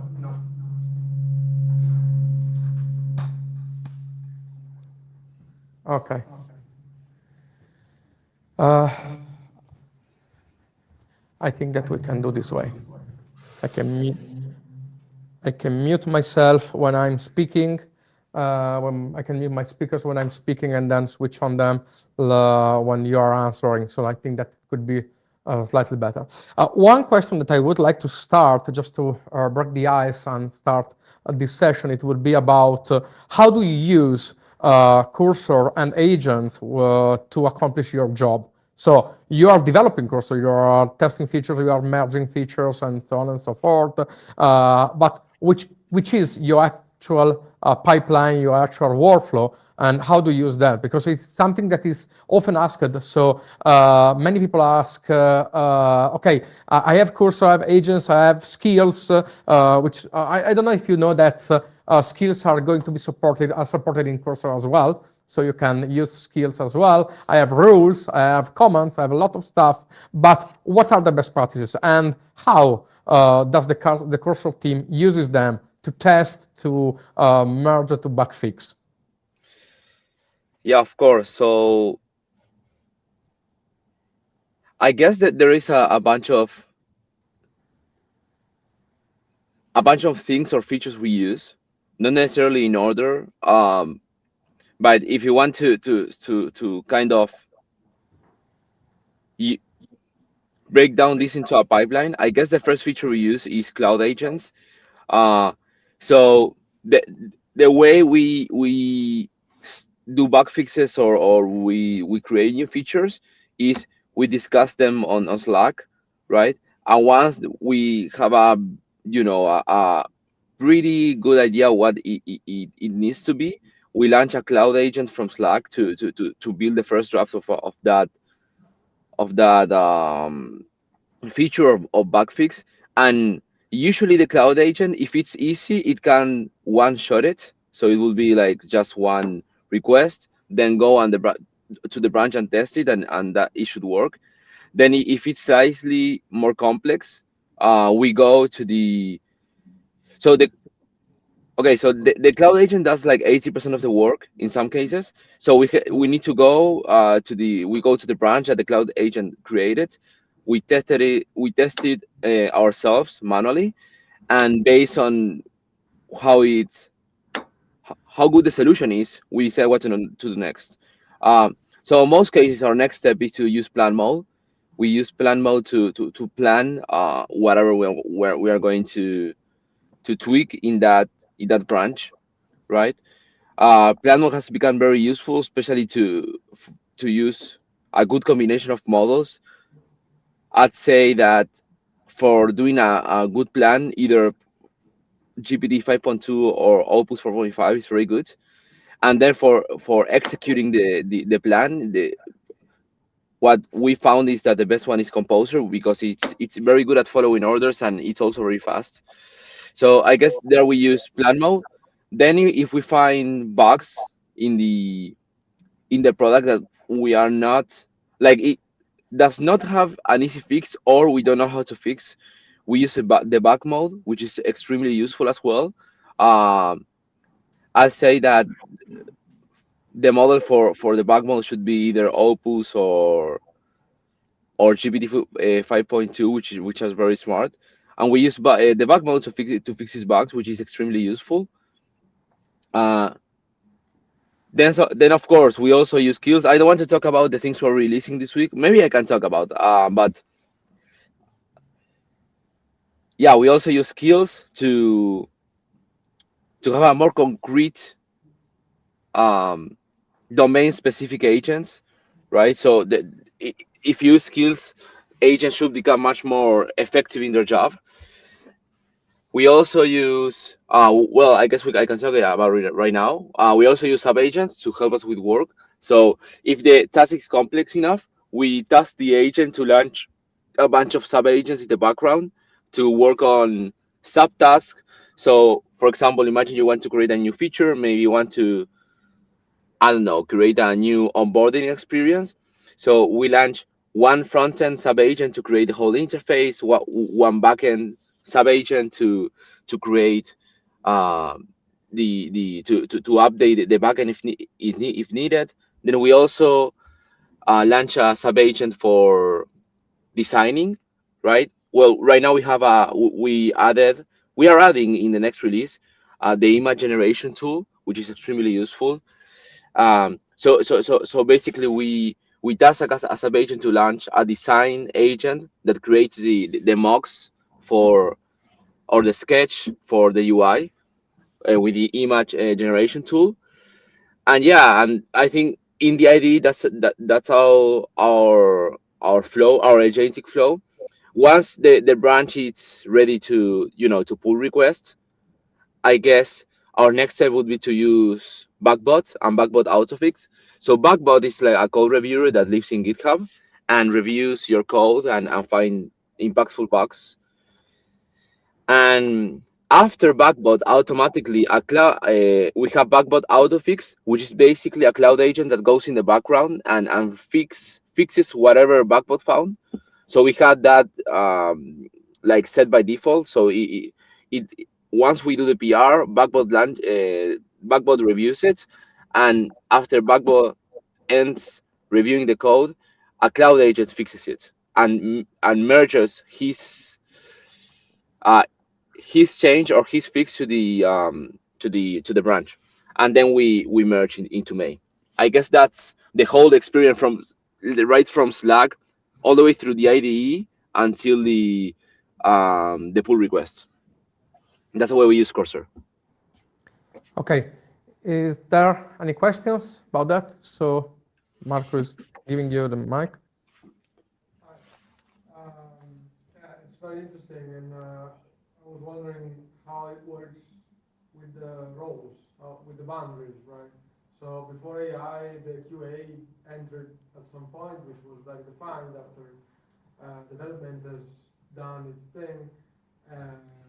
and then the work would bounce back from QA to development and so on. But the way you were describing your flow, it kind of looks like everyone is, of course, as we're learning, doing everything, but the developers are doing, need to do the QA because they're not as much on the code as before, so they basically need to verify that what they meant is being implemented.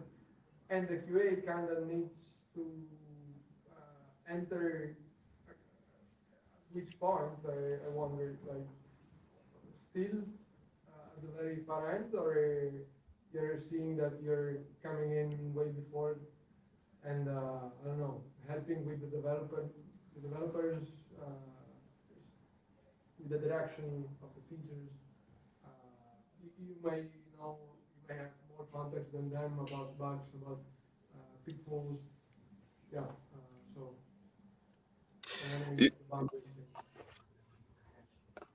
Luca, can you repeat? I think I didn't hear part of the question, so I want to be sure I'm answering correctly here. Yeah, the question was about how do you set boundaries, and while using all these agents, how do you manage them, interacting with them, and with the developers, but also how what are the boundaries, if is there any boundaries between which is the developer duty, the agent's duty, and all the people in the streaming. Is that correct? So he's asking about the boundaries we set to the agents in terms of To the take agents and to the other people of the team. So, do you adopt a model where a developer can develop a feature from the beginning to the end, or and involving agents, or do you have some kind of separation of concern between developers building some kind of feature, then handing over to other developers doing other part of that feature, and then going on and releasing that? So, which is this model, and where agents interact, and which boundaries do you set with agents?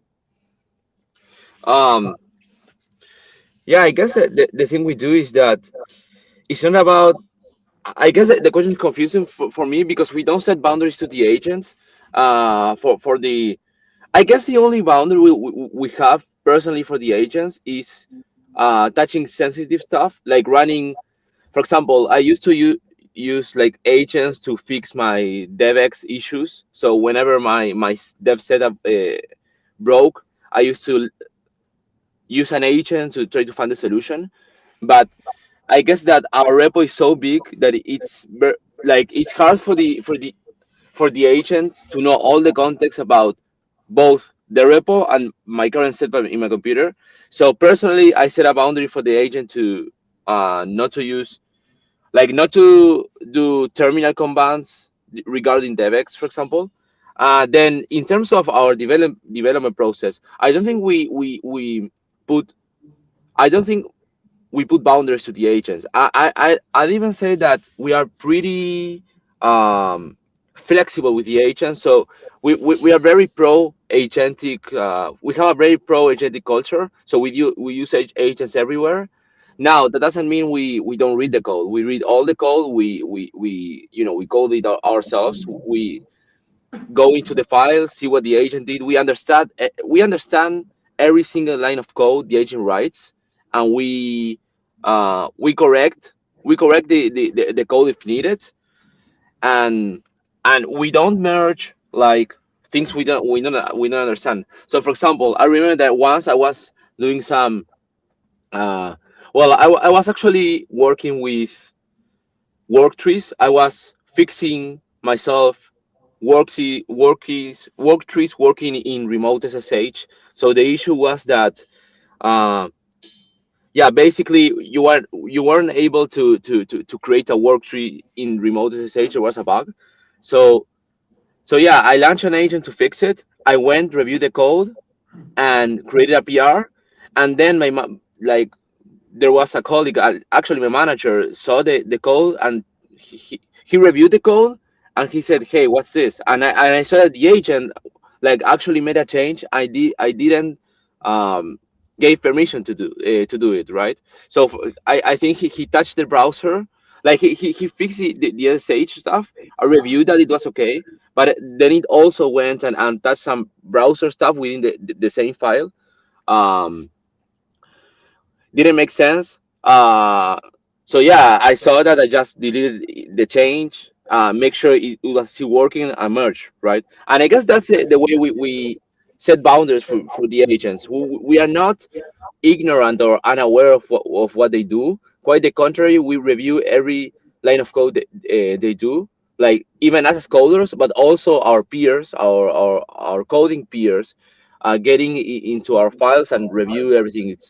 It's normal because we know that the agents, though they're pretty good, we believe they are like they are far off from being able to do this all of this autonomously. Like, I mean, they're going to do like 90% of the job correct, but at some point they're going to do something that has nothing to do, or they hallucinate or something.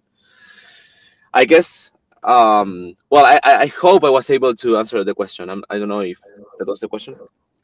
Yeah, I think so. Do you have a follow-up questions? Okay, that's fine. I have a follow-up questions, which is related to what you've said. So you are looking every line of code. You are analyzing every line of code that is written by the agents. Do you have metrics that measure which is the speed up gain that you have compared to not using agents? So we all know, we all think, or let me say, we all vibe that using agents is faster. That's cool, and it is really faster if you don't look at the code. But the problem is that you cannot rely on that code. So by adopting that kind of wise methodology, so you let the agent write the code and then you look at the code and you analyze the code. How do the figure change?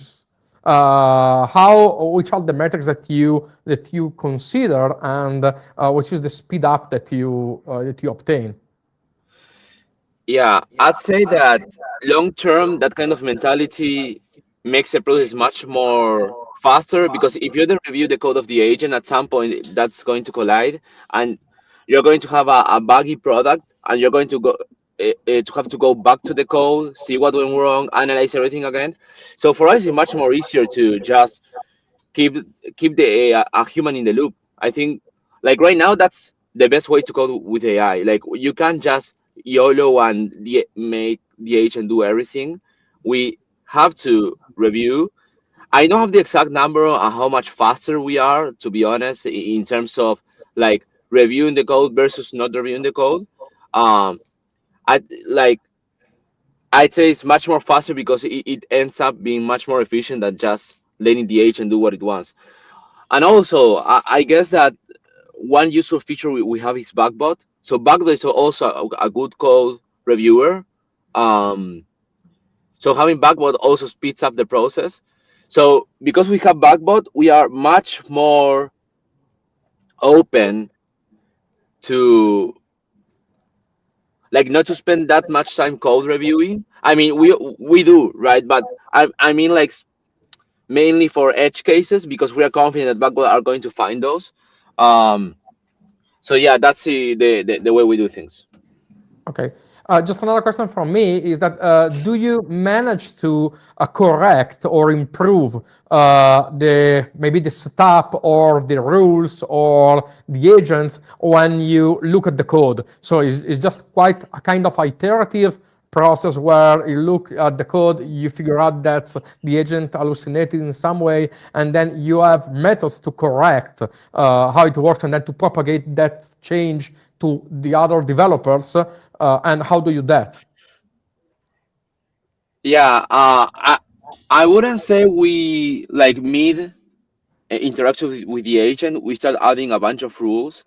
Um, like in our case, like if the agent starts hallucinating, there's basically two reasons, right? Almost every time. One is that your context window is too high, so probably like higher than 70%. So the agent has way too much context and is not being sorry the model has way too much context and is not being able to kind of uh, like prioritize which part of the context is more important, so it starts like hallucinating and doing random stuff. Um, so yeah, and at that point, the best thing to do is to start a new chat, in my opinion. And I think that that's the mentality here at Cursor. So that's the first reason, and the second reason is quite the contrary, because the agent doesn't have enough context to do what you are expecting it to do.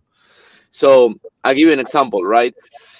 When we started the automation project, I joined with a couple of devs of Cursor, very experienced devs, and like us three, we know a lot about smoke tests and how to, you know, how to do them, how to code them, right? But the reality is that we want all devs in at Cursor to create regression tests that that helps us from regressing bugs. So we want all devs to do that. It's a part of our culture right now. But at the time, of course, people didn't know how to write smoke tests. So what we did is to write a slash command that actually gave like 80% of the context to the agent of how to write smoke tests. So if you try to write a smoke test, a playwright test, without knowing how playwright works, or how our CI works, or how our framework work to really create a smoke test, you're going to, if you don't have that context, you're not going to be able to do it with AI, right? Because you can't give a context you don't have in your mind. So the slash command is very handy um to provide already the context for you. So one of I think it was Yash, one of our devs, created a slash command which is called like add smoke test. So every time now a dev wants to create a new smoke test for their feature, they just use that command and describe the behavior the smoke test is supposed to do, and that's very useful. And usually the agent is able to one shot it. Okay, thank you. So do we have other questions? Okay. I would kindly ask Marco if you can go back. So maybe let me. I land. Do you have the mic? No, on this one. No, no, it's here. Here. Stop. Go on.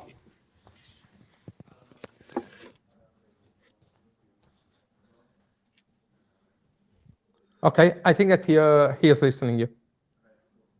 So yes, I'm more from the financial markets and the e-com space. So I don't know if you can even answer this question. I'm pretty curious in how I could integrate LLMs or Cursor in general to automate like my workflows, and if so, what would be the first thing you would do in, first of all, a hedge fund where it's more about like investments and making quant data-based decisions, but also on the other hand, in the e-com space, creating apps, handling a lot of clients, and how to automate those steps. And if you think about it, what would be your first steps that you would take? Okay. Yeah. So the first thing I'd say is that right now, Cursor, one of our biggest missions is to make AI coding available to everyone. So for that matter, we do have a couple of workshops going on for non-technical people. So for example, we have a course for product manager. We have, sorry? No, please go on. Okay. So we have Cursor for product managers. That's a workshop that's going on right now. Well, we have Cursor for designers, which is also very interesting. We have Cursor, I think, for marketing and salespeople as well. So we are doing a bunch of these workshops to help folks like you get started on this amazing tool we have. And then I'd say that uh, the best way, like you have two ways. If you want to really potentiate Cursor, I guess the best thing you can do is to read documentation about tools you can use, about libraries you can use to build the kind of tools you're looking for. Because you don't need to actually know how to code. You just need to understand how it works, right? Because that way you'll be able like to orchestrate a model into working in that space. So that's like the less lazy, I guess that the least lazy way to do is to actually read documentation, and then when you go and talk to the agent, you have enough context to orchestrate that agent. Okay, if you don't want to start there, because I understand that it can be it can be time consuming and energy consuming. I'd say that the best way to start is to look online, or maybe look for useful rules or skills or slash commands. As concretely skills, I think skills are the most useful. Skills you can reuse in Cursor to build those kind of tools you want. So for example, let me give you a quick example, right? Right now I'm working on a 2D game project, right, that I'm building with Cursor. I never done video and coding, video game programming before, right? So I don't know nothing about this. So what I did is I just built a skill within Cursor that like basically breaks down what I need from a model. So if you need a designer, for example, you can create a skill that has like a special instruction for when you need that skill. So what the design needs to be, the practices. Maybe you can copy paste something from the internet into that skill and reuse it. And I think that's the best way for you to get the most out of Cursor. Like use a skill probably related to fintech, technical information, technical coding, and reuse that skill. Use that skill to task an agent to create the tool you want for you. I guess that's the least technical version you can have for what you want. Yeah, I will add also that Cursor is a great tool for people that never wrote code in their lives to start thinking in a code-friendly way. I've seen a close friend of mine, he is a lawyer, so he is definitely not a developer. He never wrote code, and even one line of code. And if you look at his repository, it's definitely a mess. So nothing even close to something that could even in some way go into production. But the fun part and the best part is that he took my Cursor license, the license that my company gave to me, since I was not using that period, and he just basically burned, say, 300 euros per day per 1 week, just talking to Cursor, talking to the agent, and trying to make them work and draw and build a prototype.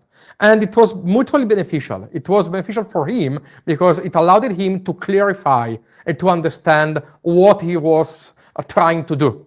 Because at first glance, you say, especially if you come from the business domain, you say, okay, I want that feature, and you are working at a quite abstract level. I would say a quite naive level at which you don't have all the clear implication of what it does mean to bring that feature down to actually implementing something working and iterating and being left by Cursor not behaving how he expecting and try to explain to the agent, no, I wanted that thing, I wanted that dashboard, I wanted that indicator. He managed to figure out all the specs or the requirements that he had. And on the other side, it was pretty easy for him to arrive, to come to our dev team and say, okay, I want something like this. The only difference is that it should work.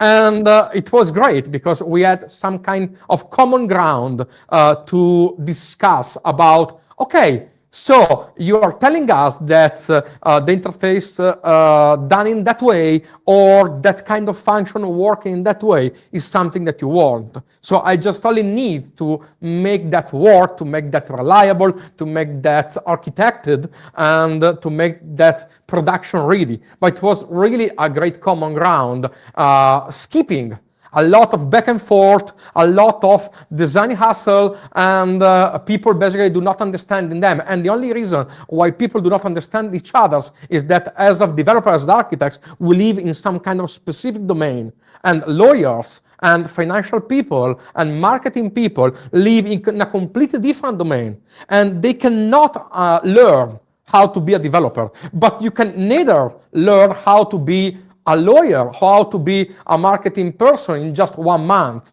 or 2 months or 3 months. And it is a great tool in order to shrink down the boundaries between different domains.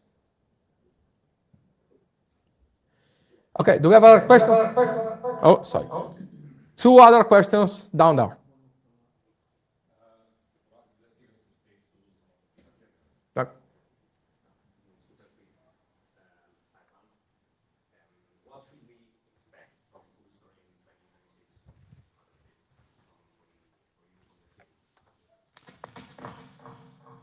Okay.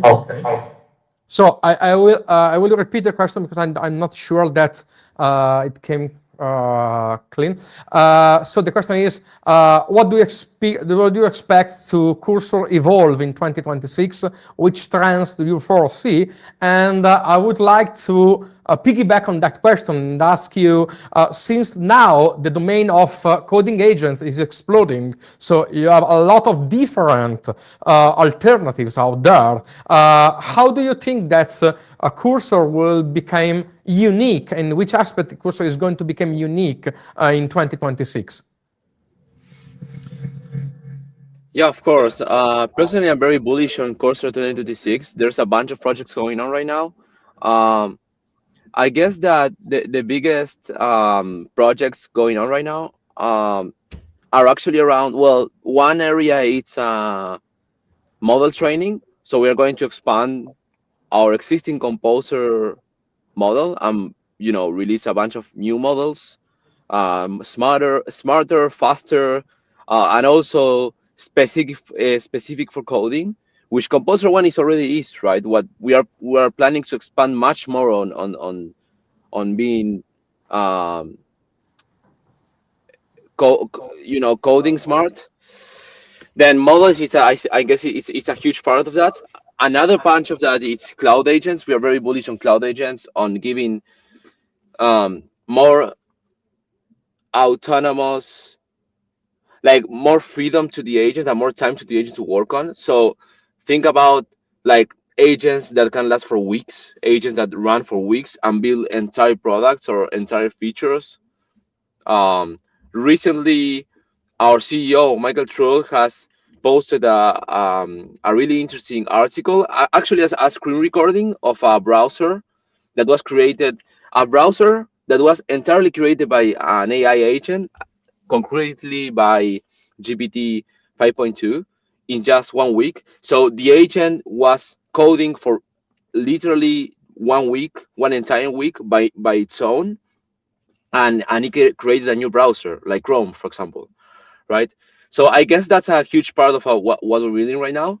So cloud agents, models, and also an expansion on the IDE. We still believe that there's like value, and there's going to be value for a long time of a human in the loop and human seeing the code, being able to write on it, to iterate on it, to be more technical. So I guess those are the 3 points we are aiming at. And in the case of the IDE, we are targeting for smarter models, but at the same time faster, right? So it's quite the contrary to what cloud agents. So cloud agents are supposed to be like slow, think a lot, and create incredible outputs.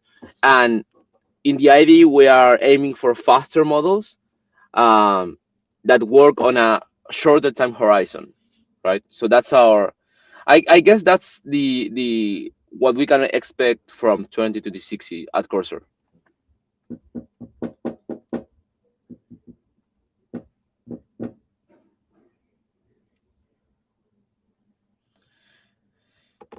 We have just one more very quick question, because the trouble is that my car is the parking lot there and the parking lot is closing 15 minutes. So we need to rush. My name is Gorjan. I wonder how do you handle the feedback loop for the rejected edits on cursor ID? Can you repeat, Luca? Yeah, the question was how do you handle the feedback loop for the rejected edits within Cursor? So when someone rejects a suggestion, how do you handle that feedback loop in order to improve? I think to improve the suggestion model, to improve the tab model. Is that correct?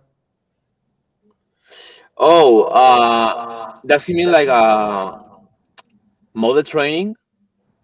Yeah, I think it's related to model training. The fine-tune their direction models. Sorry? To fine-tune their direction models. Yeah, to fine tune. How do you fine tune your direction model? Okay, that's actually a very technical question. I'm completely out of my expertise here. Um, but yeah, I think the biggest way we do this it's by there's a bunch of users that give us that share the data, so we are able to use their their prompts and the outcome of the prompts, and I guess we use that to fine tune models. That's the way we do it, and that's for our top model, right? But then when it comes to like Opus or Gemini or GPT, we have nothing to do with that. So that's like we use their models completely. We don't fine tune it. I guess that's possible, yes. But in our case, we don't even fine tune those models. So the user can have like the real raw model providers that the providers are giving. Yeah, let me add that if you go to YouTube and search for AI.engineer, there is a great talk of Lee Robinson about how do they train and fine-tune their Cursor One model. And I think that he shares a bunch of details on that topic. Yeah, he knows much more than I do, Lee. Lee is much more expert on that area. So thank you very much for your time, and it has been a pleasure. And hopefully you will join us someday in person in a future Cursor meetup. And so thank you very much, and I'm very happy to have you at this session. Yeah, happy to be here. Thanks for inviting me. It was a true pleasure, and enjoy the. I'm not sure if you guys continue or you're finishing the meetup. We're going to have networking and the aperitif, so the best part of the evening. Yeah, that's the best After your session, of course. Great, amazing. Then enjoy the networking and thanks for having me here. See you guys. Thank you very much. Bye. So I would just a few words, and then we are finishing. We are closing. We are coming back in February. We are planning to host a Cursor meetup for each month. We will try to do that because we have a very big team, which is just me and him. But we try to do that. And on February we are thinking big. Because on February we are trying to host the very first Cafe Cursor here in Milano. I don't know if any one of you have ever heard about Cafe Cursor. Okay, so it is basically one full day where a Cursor book a venue.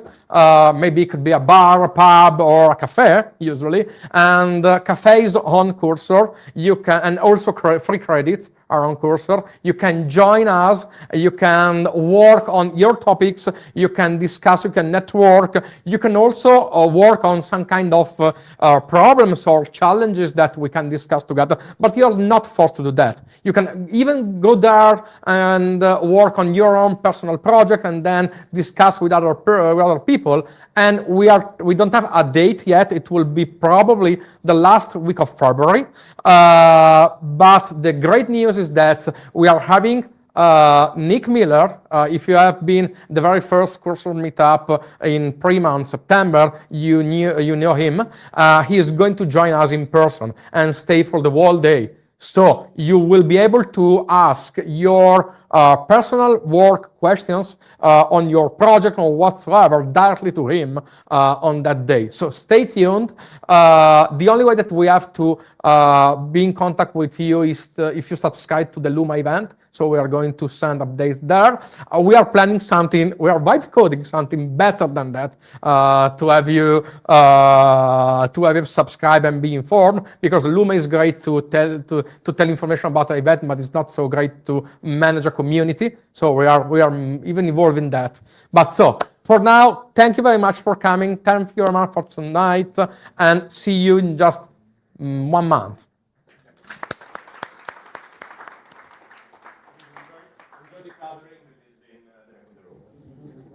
And thank you again to Boolean for hosting us, for the catering, and for the great talks of tonight.